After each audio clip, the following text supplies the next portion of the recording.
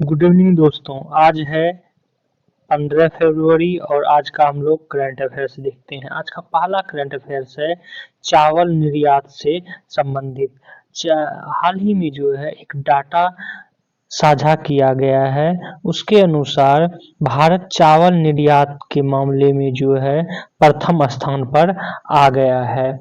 आप देखेंगे तो भारत जो है विश्व में चावल निर्यात का लगभग 40.8% जो है निर्यात करता है। वहीं दूसरे स्थान पर आप देखेंगे तो थाईलैंड है, तीसरे पे वियतनाम, चौथे पे पाकिस्तान और पांचवें पे जो है यूएसए अमेरिका है। चीन का जो है कहीं भी स्थान नहीं आ रहा है चावल के निर्यात में। यहाँ तक कि चीन जो है चावल का आयात ही करता है, जबकि अगर ओवरऑल देखेंगे कि चावल के उत्पादन में जो है चीन का स्थान प्रथम है। ये भी आप लोग याद रखेंगे।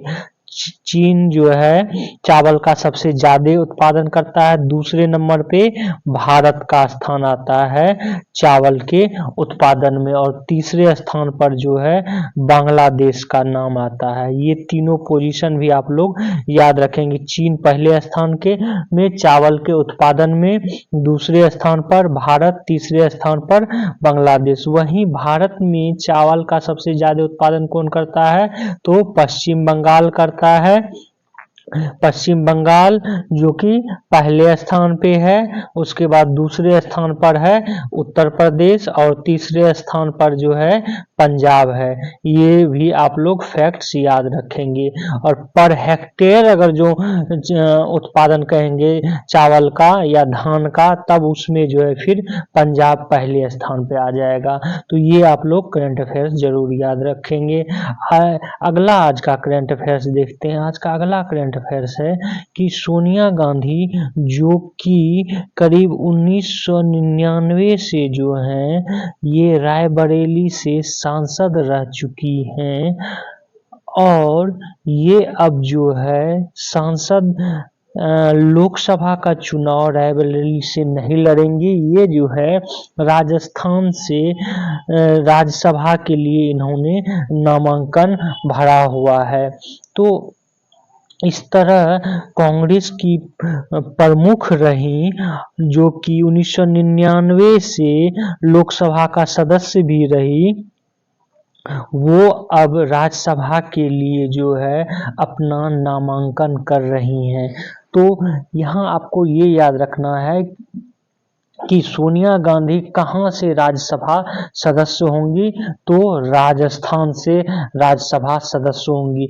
इस तरह के प्रश्न जो है पूछे जा चुके हैं पहले, जैसे कि मनमोहन सिंह के बारे में पूछा जा चुका है कि मनमोहन सिंह जो है कहां से राज्यसभा सदस्य रहे हैं, क्योंकि मनमोहन सिंह हमेशा राज्यसभा सदस्य के रूप में ही प्रधानमंत्री रहे हैं। तो ये असम से थे। ये प्रश्न पूछा जा चुका है, इसलिए आप चूंकि ये कांग्रेस की प्रमुख भी रह चुकी हैं तो आपको याद रखना है कि सोनिया गांधी जो है ये नामांकन की है और संभावना क्योंकि है कि वो जीत जाएगी, क्योंकि उसमें वहां विधायक जो है कांग्रेस के हैं। तो सोनिया गांधी राजस्थान से जो है राज्यसभा सदस्य होंगी और ये 1999 से जो है लोकसभा की सदस्य रह चुकी थी रायबरेली से। यहाँ पर एक दो तथ्य और भी आपको बता दें कि कांग्रेस समेत जो कांग्रेस के सोनिया गांधी समेत 10 प्रत्याशी जो है राज्यसभा से चुने जाने के लिए नामांकन भरे हुए हैं, जिसमें कि अभिषेक सिंघवी हिमाचल प्रदेश से, अखिलेश प्रसाद सिंह बिहार से, ये सब जो हैं सदस्य हैं। वहीं पर आप देखेंगे कि अजय मकान उनको कर्नाटक से, रेणुका चौधरी तेलंगाना से, ये सब राज्यसभा की जो हैं सदस्य बनेंगी। तो ये सोनिया गांधी के बारे में आप लोगों को याद रखना है, ये ज्यादा इम्पोर्टेंट है। अगला आज का करंट अफेयर्स देखते हैं, जिसके बारे में हम कल भी चर्चा कर चुके थे कि अबू धाबी जो कि यूएई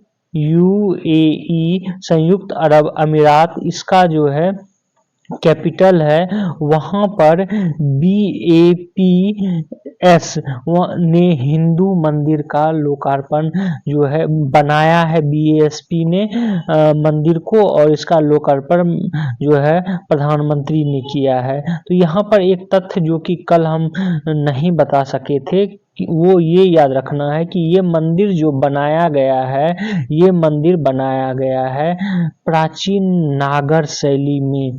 नागर शैली आपको पता होगा कि मंदिर की जो है 3 शैलियां हैं, नागर शैली, बेसर शैली और द्रविड़ शैली। ये 3 शैली जो है जिसमें कि नागर शैली उत्तर भाग में, उत्तर भारत में, बेसर शैली जो है मध्य भारत में, और द्रविड़ शैली जो है ये दक्षिण भारत में मंदिर निर्माण की एक शैली है। तो यहाँ जो मंदिर बनाया गया है ये नागर शैली की मंदिर है। और कल भी हमने ये आपको बताया था कि इस तरह के प्रश्न ज्यादा पूछे जाते हैं, जिसको कि आपको याद रखना कि BAPS, इस मंदिर को किसने बनाया है? BAPS, जिसका फुल फॉर्म क्या होता है? बोचासनवासी श्री अक्षर पुरुषोत्तम स्वामी नारायण संस्थान। ये भी याद रखेंगे कि जिसको बनाया है इस मंदिर को। अगला आज का करंट अफेयर्स देखते हैं। आज का अगला करंट अफेयर्स, एक चीज और यहाँ पे एक तथ्य आपको बता दें जो कि इम्पोर्टेंट भी है कि UAE में जो है एक सहिष्णु मंत्री होते हैं, सहिष्णुता मंत्री। और सहिष्णुता मंत्री जो है कौन है? वहाँ के शेख नहयान बिन मुबारक अल नहयान।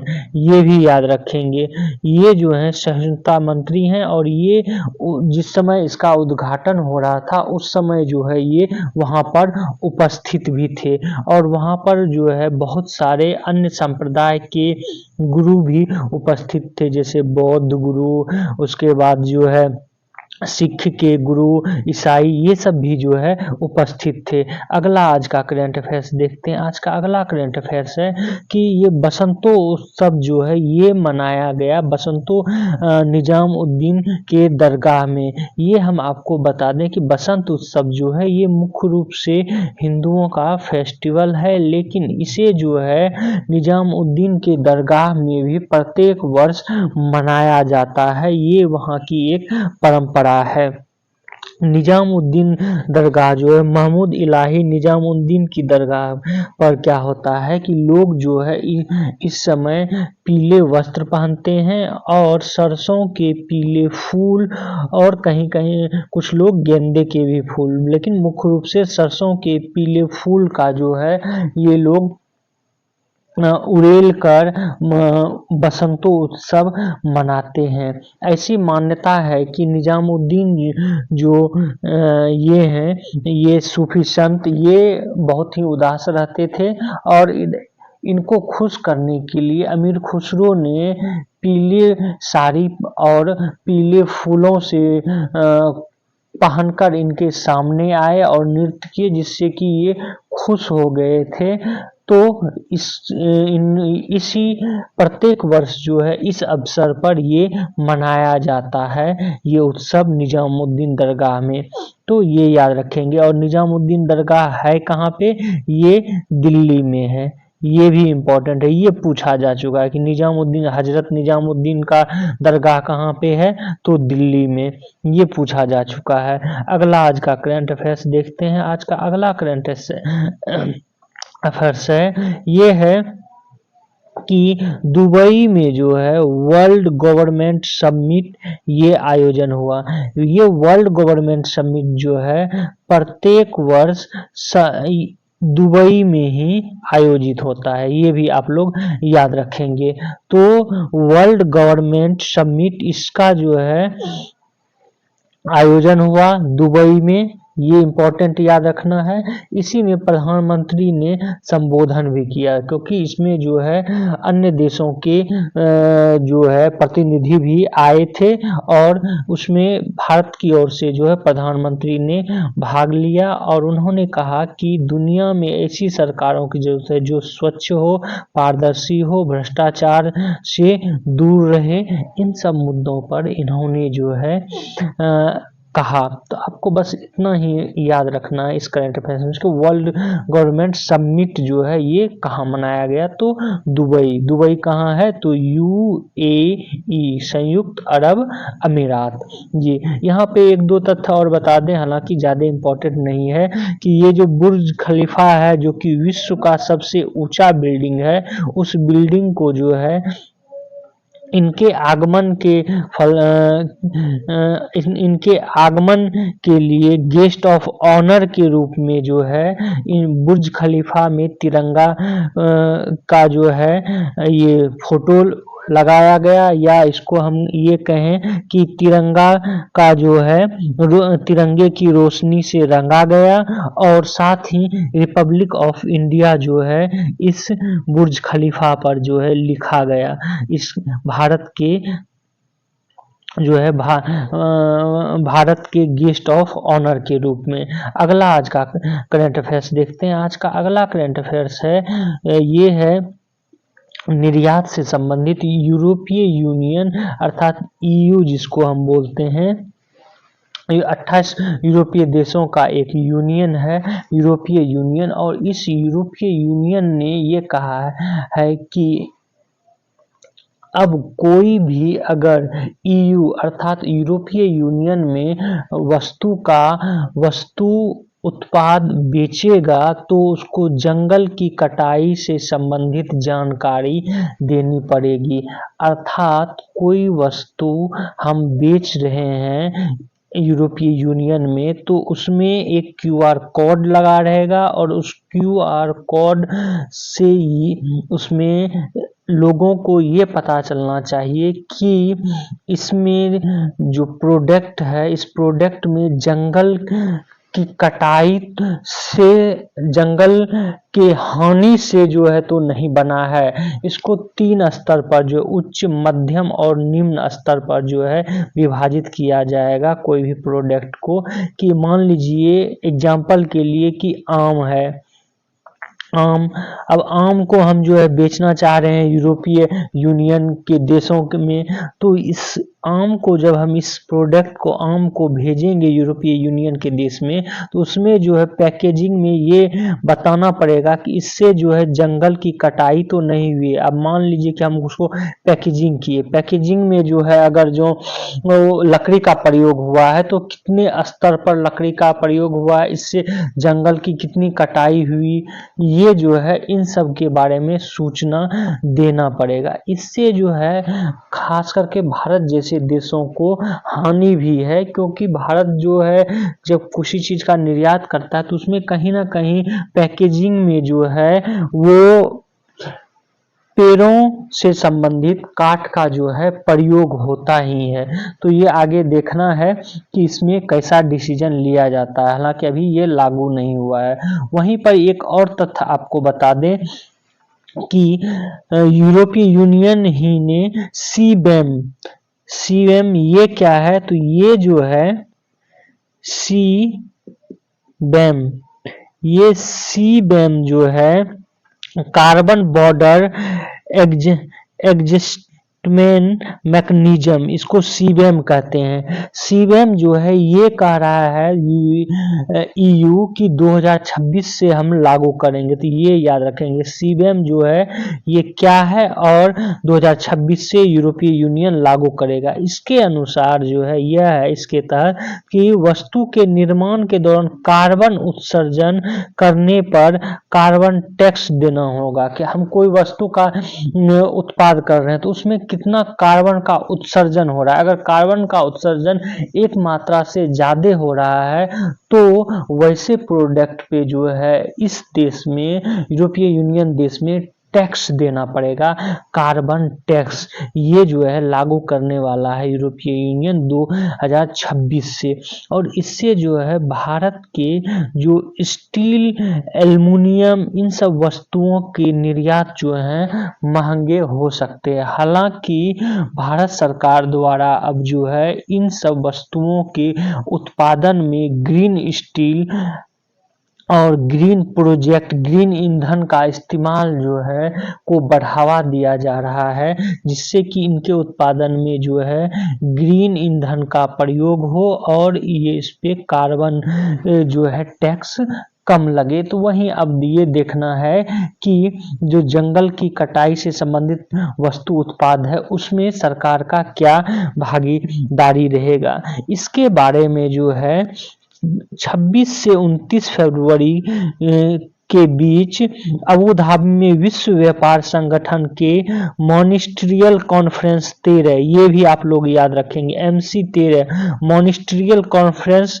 13, विश्व व्यापार संगठन की मॉनिस्ट्रियल कॉन्फ्रेंस 13 की बैठक कहाँ होगी, तो अबू धाबी में होगी। ये भी आप लोग जो है याद रखेंगे। तो इसकी बैठक जो है अबू धाबी में होगी और इसी बैठक में जो है वस्तु के उत्पादन में जंगलों की कटाई से संबंधित मुद्दों को जो है रखा जाएगा। तो ये बैठक कहाँ होगी, ये भी WTO का, तो ये आप लोग याद रखेंगे। आज का अगला करंट अफेयर्स देखते हैं। आज का अगला करंट अफेयर्स है T20 विश्व कप, जो कि कहाँ इस बार होगा, वेस्ट इंडीज और USA में होगा। T20 2024 विश्व कप जो है ये होगा वेस्ट इंडीज और अमेरिका में। और जो BCCI के सचिव हैं जैसा, इन्होंने कहा है कि रोहित शर्मा ही जो है कप्तान होंगे इसके। और साथ ही ये भी बता दें कि ये T20 विश्व कप का जो फाइनल होगा ये बारबाडोस, जो कि वेस्ट इंडीज के एक देश में गिना जाता है, क्योंकि वेस्ट इंडीज जो है 4-5 देशों को मिला के बनाया है। इसके बारे में हम पहले भी आपको बता चुके हैं। और उसी बारबाडोस में जो है फाइनल खेला जाएगा, ये भी आपको याद रखना है। आज का अगला करंट अफेयर्स देखते हैं। आज का अगला करंट अफेयर्स है जैविक खेती के बारे में। जैविक खेती जो है इसके बारे में एक तो पहले ये बता दें कि जैविक खेती, पूर्ण रूप से जैविक खेती करने वाला देश राज्य कौन है, तो सिक्किम है। सिक्किम जो है पूर्णतः जैविक खेती करने वाला राज्य है। ये रहा एक तथ्य, इसके बारे में सब जानते होंगे। लेकिन जो एक नया डाटा सामने आया है कि हेक्टेयर के हिसाब से सबसे ज्यादा जो है, रकबा के हिसाब से सबसे ज्यादा मध्य प्रदेश जो है हो गया है जैविक खेती करने वाला भारत का सबसे बड़ा राज्य। मध्य प्रदेश में जो है 15.92 लाख हेक्टेयर भूभाग पर जो है वो खेती की जा रही है, जैविक खेती। वहीं दूसरे स्थान पर महाराष्ट्र है, तीसरे स्थान पर गुजरात है और चौथे स्थान पे जो है राजस्थान का नाम याद आता है। ये आप लोग याद रखें। पूर्णतः जैविक खेती सिक्किम, लेकिन सिक्किम एक छोटा स्टेट है, जबकि अगर जो बड़े स्टेट की बात करें तो उसमें जो है मध्य प्रदेश सबसे प्रथम स्थान पर आ गया है। 1/4 जो है रकबा वो मध्य प्रदेश का, ये जरूर आप लोग याद रखेंगे। आज का अगला करंट अफेयर्स है, ये है सिंक्यूबेटर के बारे में। सिंक्यूबेटर क्या होता है कि जब बच्चों का जन्म होता है, जन्म के बाद जो है उसकी सेफ्टी के लिए इसमें रखा जाता है।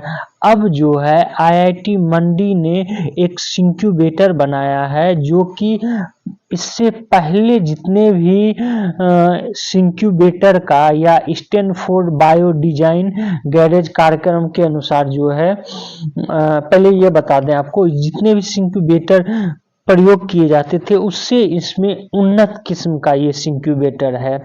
यहाँ पर ये बता दें कि स्टैनफोर्ड बायो डिजाइन गैरेज कार्यक्रम जो एक आयोजित किया गया है, उसमें जो है इस इंक्यूबेटर को, जो कि IIT मंडी द्वारा बनाया गया है, इसको वहां भेजा गया है। और ये अनुमान है कि ये इंक्यूबेटर जो है बहुत ही उन्नत किस्म की होगी और इससे क्या होगा कि छोटे बच्चों को इसमें सारी सुविधाएं जो है दी जा सकेंगी और उनको बचाया जा सकेगा और उनमें करीब 35 से 38 डिग्री सेंटीग्रेड जो है तापमान रहेगा। इसके बारे में थोड़ा ये भी बता दें कि ये इंक्यूबेटर एक नवजात इंक्यूबेटर के रूप में डिजाइन किया गया है।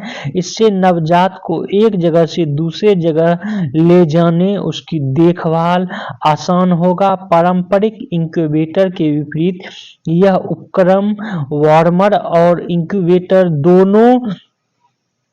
दोनों रूप में काम करता है।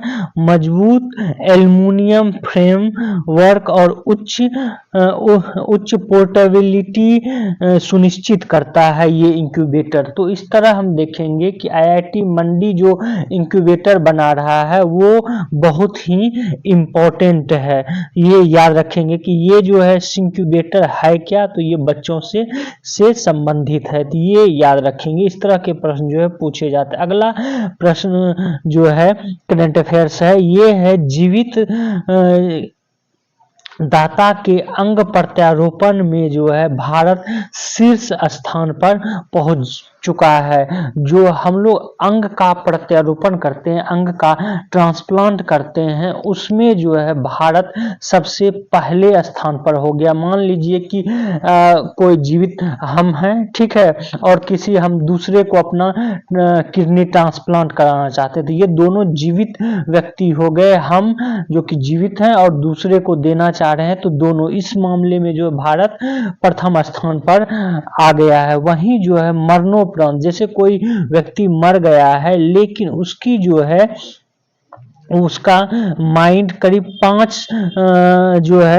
5 मिनट या 5 घंटे करीब जो है 5 मिनट तक उसकी वो चलते रहता है, उसका काम जो है ऑर्गन काम करता है, तो उसका ट्रांसप्लांट मरने के बाद भी हो जाता है, किया जा सकता है। तो इस मामले में अभी भारत जो है पीछे है, लेकिन ओवरऑल देखेंगे तो भारत जो है अभी जीवित दाता के अंग प्रत्यारोपण में भारत पहले स्थान पर जो है पहुंच चुका है। ये भी आप लोग याद रखेंगे। अगला आज का करंट अफेयर्स है, ये भी इम्पोर्टेंट है कि भारत और पोलैंड के बीच जो है एक ट्रीटी हुआ है, समझौता हुआ है तलाशी वारंट से संबंधित। मान लीजिए कि कोई अगर यहाँ का भारत की जो है मजिस्ट्रेट ने तलाशी वारंट जारी किया है किसी भारतीय या कोई पोलैंड का निवासी है जो कि भारत में कोई क्राइम किया है और वो पोलैंड चला गया है, तो या भारतीय है जो कि पोलैंड चला गया है, तो उसके घर जो है अब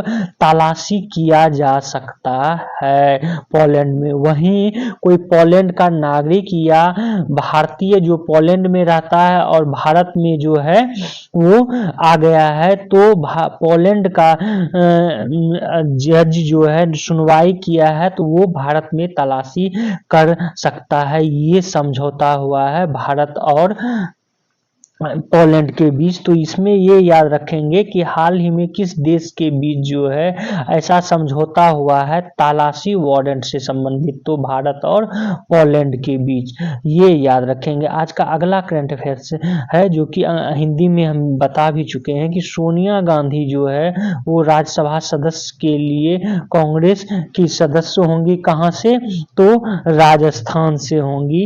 ये आप लोग याद रखेंगे। यहाँ पर एक इम्पोर्टेंट तथ्य ये भी बता दें कि पाकिस्तान में जो है चुनाव हुआ है और पाकिस्तान में कोalition की सरकार बनेगी और उसमें जो है ऐसा कहा जा रहा है कि शहबाज शरीफ जो है वो प्रधानमंत्री होंगे, क्योंकि नवाज शरीफ जो है उन्होंने प्रधानमंत्री अभी बनने से इनकार कर दिया है, या वो कहें कि वो जो है अभी बैक स्टेज आ गए हैं, तो शहबाज शरीफ जो है वो प्रधानमंत्री बन सकते हैं पाकिस्तान के। तो ये करंट अफेयर्स आज का बस इतना ही था। आप लोग जो है हमारे इस वीडियो को शेयर करें, सब्सक्राइब करें और बेल आइकन को जो है जरूर दबा दें। Thank you for watching this video.